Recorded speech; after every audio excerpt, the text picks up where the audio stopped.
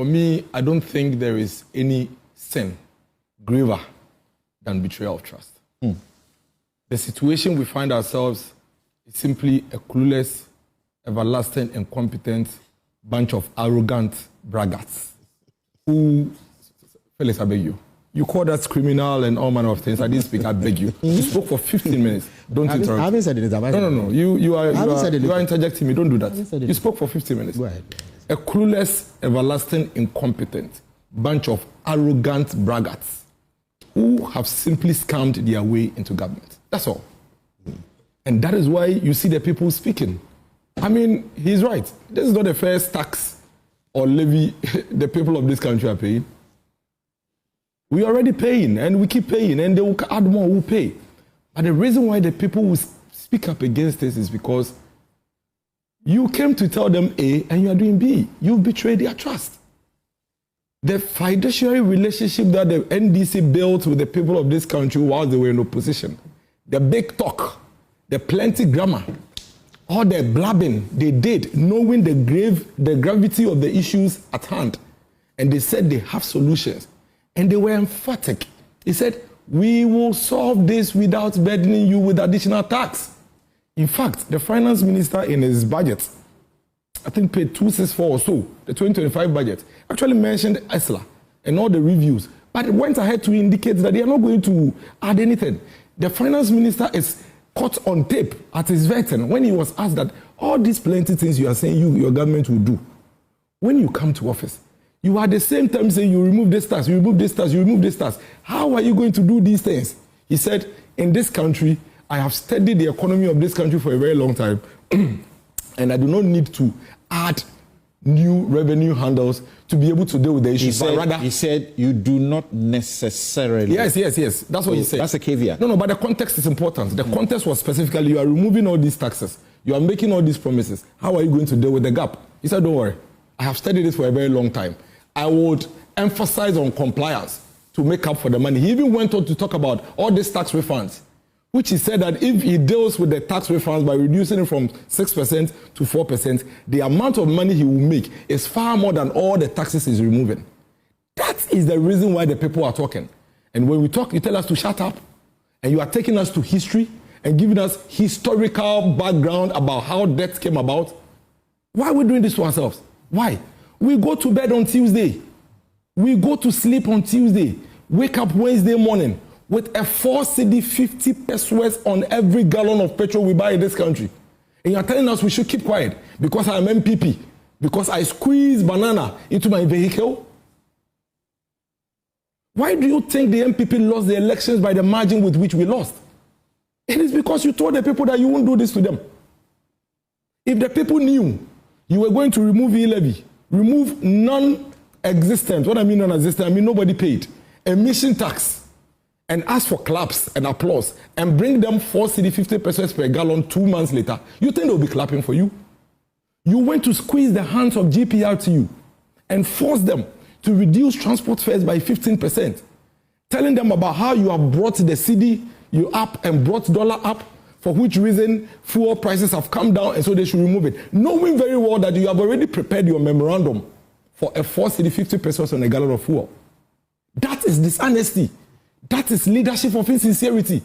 If the GPRTU knew there was a 4 cedi 50 pesos per gallon coming, Samson, they would not have agreed to the 15%. At best, they would have dealt with another percentage, maybe lower than 15%. Today, as we speak, an Uber driver who is using a VIT car is paying close to 42 cedis every day to government for free. And you are saying we shouldn't talk about it? And then you come and tell us that, oh no, we have reduced burden. We have given you gold on the street of Ghana, and so now we can afford to slap all manner of levy on you. And then they keep lying. Oh, when we when we came to power, fuel prices were 17 cedis. That's a complete falsehood. As a matter of fact, when we are speaking to these things, let's speak to facts. Nana Addo Dankwa Akufo-Addo handed over to power to the NDC with fuel at 14 cedis 99 pesos. That is the fact. On 7 January, I have it here. This is Guel. Star Oil is here. What? Is here. What fuel? Is here. It's here. Celia, you can read it. Thursday, 2nd January 2025. Celia, read the whole thing. What was Super XP 14.99. Yeah, Diesel XP 15.60. Super XP 95. The 15.60. What is the price now? But what's the price of Super XP? Now. What's the price of Super XP now? Tell me. Is it 17 cedis? Was it 17 cedis? No, what is the price now? No, hold on. You see, and again, Phyllis, stop interjecting me. Write your notes like I did, and I'll speak to it. The fact is that you have been peddling falsehood. Even this morning, you've done it. Nobody was buying fuel at 17 cedis. Nobody ever bought fuel at 17 cedis under the NPP. Is that what you are saying? Some said, are you going to allow this? So context is important. No, but nobody bought fuel at 17 cedis at the time nobody bought fuel at 17 cedis under the NPP. He's qualified. He's qualified at the time they handed over power. So where is the lie? But didn't you ever buy fuel at 17 cedis under the NPP? Thank you. Hold on. Yes, Dennis. See, we cannot allow the people we pay with our taxes to mislead the public. The fact is that you took over power with fuel at 14 cedis, not 17 cedis. That is fact. I didn't say we took over power. Can I just speak and you make your notes? But you are putting words into my mouth. Can I just speak and you make your notes? All right. When you get the chance, you see, now you've taken close to about 2 minutes of my time. No, it's true. I've done 6 minutes. It hasn't taken 2 minutes. It's wrong. Don't do that. Because I could do that to you. I have never. So you see, you never took. So what NDC have actually done is that today I look at Guel and Star Oil. And I realized that Guel is selling Super XP at 12 cedis 52 pesos. It was 14 cedis 99 pesos. In actual sense, it's 2 cedis and about some pesos that the ADC have brought fuel down. That is the truth. That is the truth. But the whole week they've been peddling that falsehood of 17 cedis and they brought it to 12 cedis. That is false. And I think it's important to situate it in that context. Number 2, you don't come and tell us that because in your view, you have reduced burdens on us, you can decide to wake up in the middle of the night without consulting us and slap any taxes you want on us and we should keep quiet. That will not happen. As we speak today, between January and now, cement prices have gone up by about 45 cedis. 45 Ghana cedis, Samson. That is the burden you have reduced. Tomatoes, which you did politics with, which was costing about 2 for 10 cedis, is today costing 1 for 10 cedis.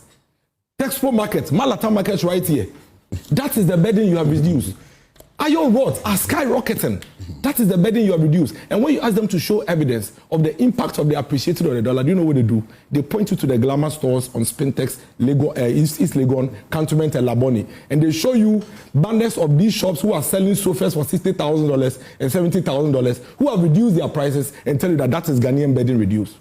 You and I know in this country something. Everybody watching us know. And this is a very serious matter. We're not going to allow this government to basically gaslight us and get away with it. You know that in this country, what truly affects prices of the day-to-day Ghanaian is fuel. Correct. That is the truth. It affects everything. So we were all happy. Was I not here when I even applauded this government and I said that I am not one of the people who would say that any other person is responsible for the dollar appreciation other than the government. You are there. It's like being in a football match, whether you coach the team right or not. When they win, it's your win. So they should take that credit. But of what use is it for you to appreciate a cedi to dollar by some 3-4 cedis and then increase the fuel prices at a time when we're going to enjoy the benefits? Because the only reason why transport fares were reduced was because fuel prices have gone down. Right. So today, if you come and add 1 cedi to transport fares, GPRT have already signaled that they are going to go back. And you know how GPRT operates.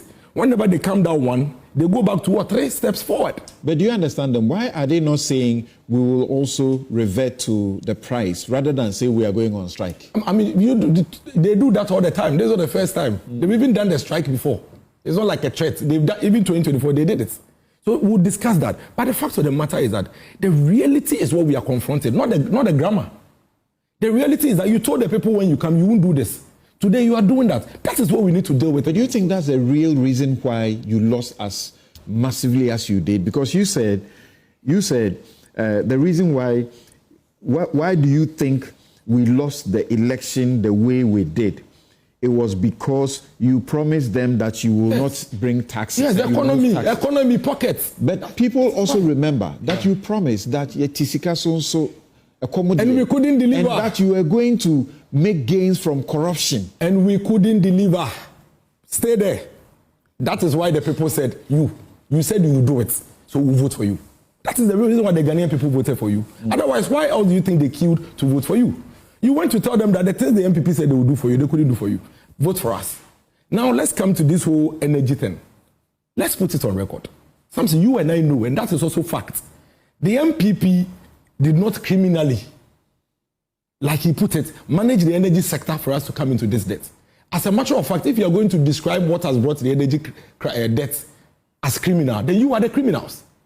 Because you and I know that three things make up our energy sector debts.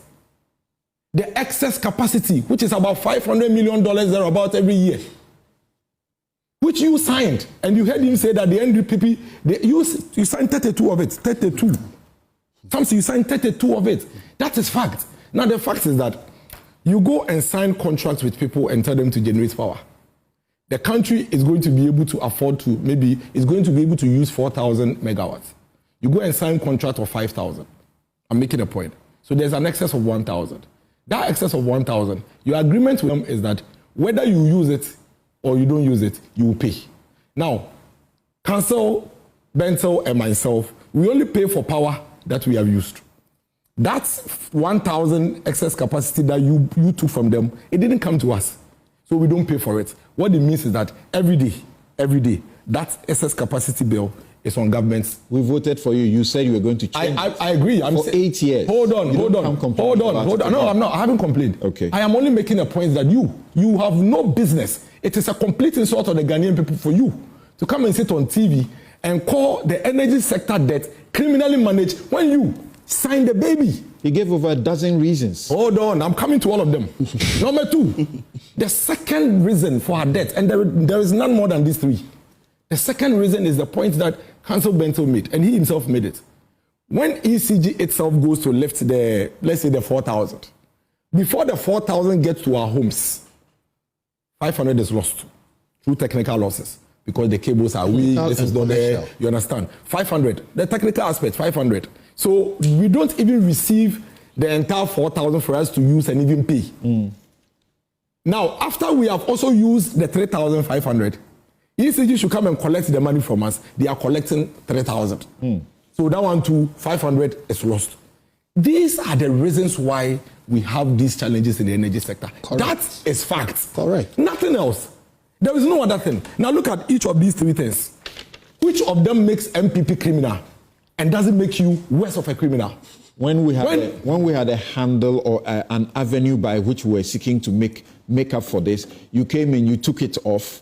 You said you don't pay anymore. Meanwhile, you were not paying. Let me also deal with this matter. So you see, between 2013 and 2016, when the energy crisis peaked, the NDC decided to increase the generation capacity, which is one of the best things we've seen in recent years. But in doing that, they overdid it. And that brought us the first handle of the debt burden, the excess capacity. Then they introduced ESLA, which was going to be revenue source to deal with some of this debt. Now, some say, listen to this and listen to this carefully. ESLA is online. There is ESLA PLC with all the reports there. There is ESLA report on Ministry of Finance website. In fact, as recent as April 2025, the Finance Minister, Ato Forsen, Honorable, presented a report on ESLA. The NPP never did what it is that you are trying to impugn on us. When we took office, the energy crisis was so dire that in 2019, if you recall, the World Bank came to do an assessment and said that if we don't deal with the energy sector debt in a certain way, by 2025, our debt was going to grow to $12.5 billion. World Bank report is there. As part of that, the government had to put in place mechanisms to arrest some of the legacy debt. In fact, at that time, if we had not intervened, ESLA had just been introduced. It had not accumulated yet. And the IPPs were crying for their money. You are expecting ESLA to accumulate and you pay them. They cannot wait. So all government did was to float this ESLA, generate the money now, and pay the IPPs so we can have our power on. There is this thing that the BDOCs actually released along the line, and I'll read it to you. It's on your website. Government settles 1 billion legacy debt. The Ghana Chamber of Bulk Oil Distributors says it has received from government 1 billion being full and final payment of legacy debt owed the bulk oil distributing companies from 2012 to 2020. This is ESLA money. This was when? This is ESLA money. This was ESLA money. This was when? Somewhere 2020 thereabout. Okay. This is ESLA money that was going into it. Now the ESLA report between 2017 and 2023 is online. This is what the ESLA report says. 70% of ESLA money was used to settle energy sector debts. 20% went into infrastructure, which includes transmission upgrades, distribution improvement and maintenance, and other infrastructure. So you see, let nobody, and these reports are public, we can all read. Okay. Let nobody ever make that point that, you know, the government misused ESLA and all of that. In any case, the total amount of ESLA revenue raised between that period up to 2023 is about 35 billion cedis. How much is our debt?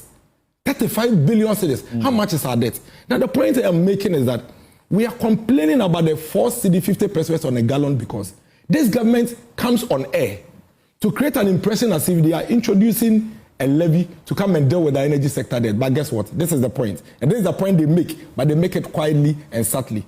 This levy is not going to pay any of the energy sector debts. All it's going to do is to buy fuel now to power our generators. That's what Jinapo says, but the president. That's what the president also said. President Mahama appears to correct that and says it will do both. No, he didn't. He said that it will be buying fuel until a period where they are expecting a certain gas inflow, and that when that gas inflow comes in, then it will shift. All right. What if, hold on, that's conditional. What if it doesn't come in? Okay. But as I conclude something, my point here is that you are government. You have been voted into office. You promised to reduce our burden. You said that you don't need to introduce excessive taxes to be able to do anything. You knew this issue. Your finance minister was ranking member on finance. He understands the issues. You introduced all this energy sector debt. You know the structure and everything. Deal with it. Your energy minister sat on TV and told the whole country that we should vote for the NDC and that in 100 days, he is going to plug and cut the losses of the ECG. Thank you, Dennis. And make sure that they become profitable. Thank you. Then you turn around and come and tell us that we should pay you 4 cedi 50 pesos for every gallon before you give us power. Thank you. That is why we are complaining. Thank you, Dennis.